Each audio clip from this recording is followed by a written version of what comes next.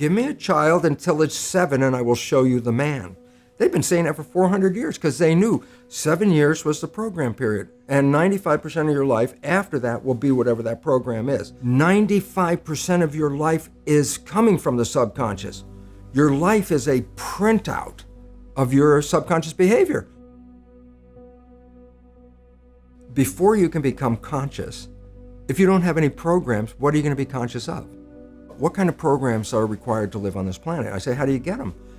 Theta is hypnosis.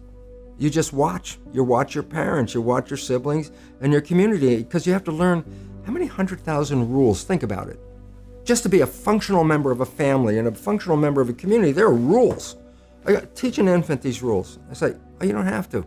First 7 years, they observe it and just download it.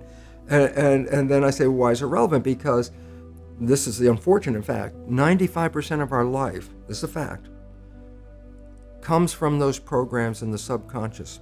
Every day, only about 5% of their life are you using conscious, which is creative, and you don't see it because it's called subconscious, below conscious. I can feed you with an idea that this pill that we just got from the pharmaceutical company, it's the greatest, best thing for your issue. And I give you this pill and you get better. And then later you find out it was a sugar pill and everybody goes, yeah, that's called the placebo effect. And I go, what does it really mean? I said, you didn't get healed by the pill, you got healed by the belief in the pill. And I go, well, yeah, that's what placebo is all about. And at least 1/3, minimum of 1/3 of all medical intervention is, it's the placebo effect where the healing comes from. That's a result of positive thinking. What about negative thinking?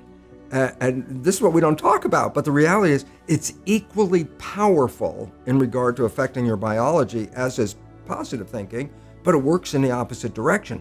A negative thought is called the nocebo effect. Can cause any disease and you can die. If you believe you're going to die, you can die from the belief.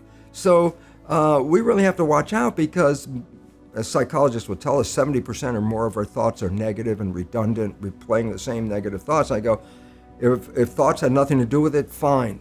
But thoughts, positive or negative, shape our biology. And all of a sudden it says, well, now it's time to wake up because our negative thinking is manifesting a negative life experience. Well, we have to recognize, number one, that 95% of our behavior is coming from subconscious. So a child is going to record for 7 years. And they're going to record you. You have a new baby. That baby is going to look at you because you are the parent. The first thing a baby learns in the first week or two of life, who's the parent? Very important, because that's the reference point. If anything goes in their life, they're going to look at the parent first thing. A child on a playground is on a swing, falls off the swing on the ground. First thing it does is look at the parent. If the mother's like, ah, the kid starts crying.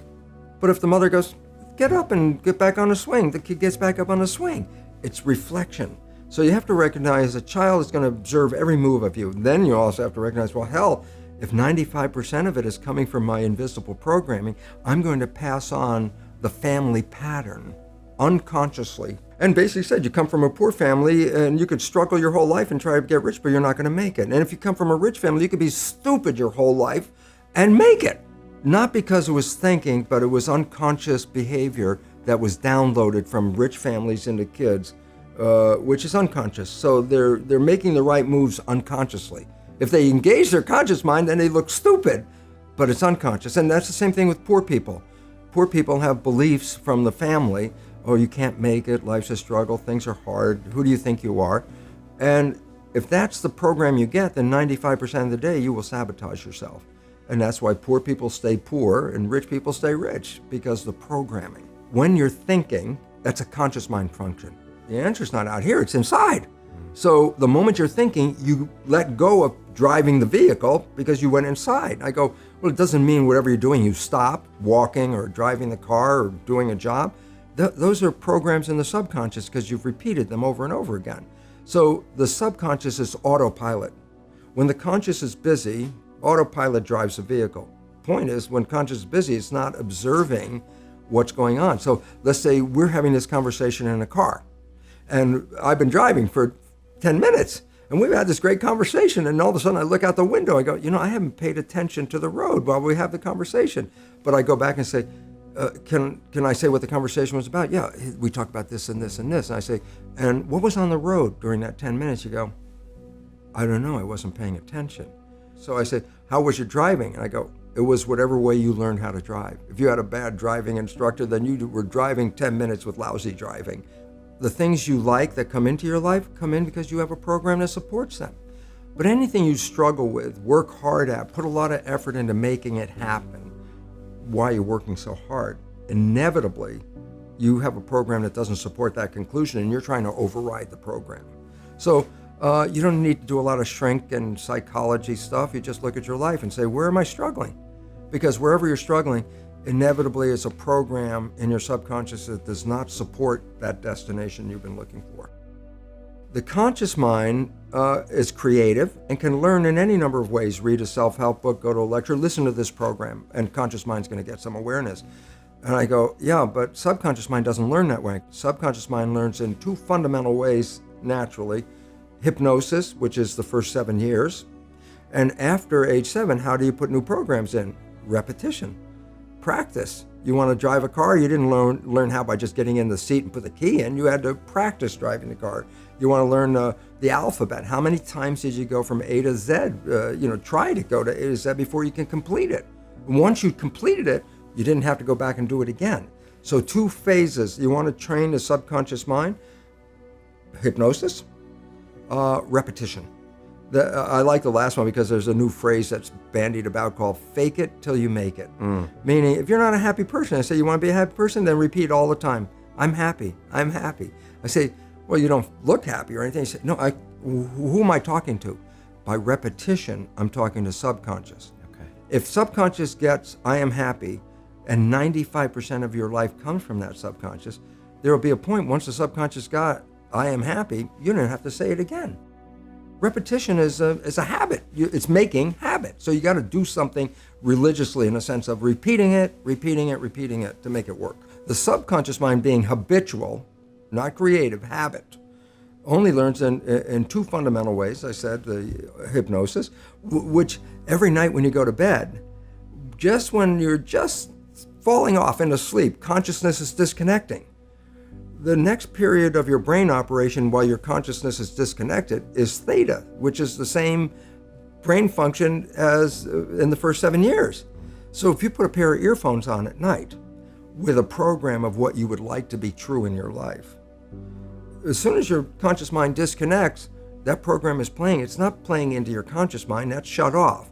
It's now going straight into the subconscious mind. So it's called auto-hypnosis. Scientists have studied what is called mind wandering.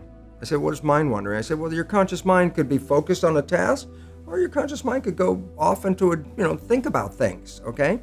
And the relevance about that is when the conscious mind is staying in the front, you're in absolute control. Wishes, desires, what you want, conscious mind, creative, you're in control.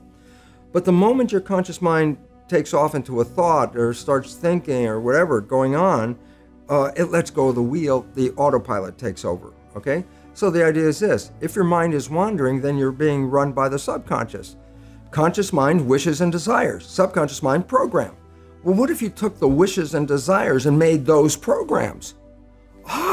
Then guess what? You don't even have to think about it. You will automatically, 95% of the day, be playing behaviors to manifest those wishes and desires. Okay. So reprogramming the subconscious with wishes and desires means you don't even have to think about it.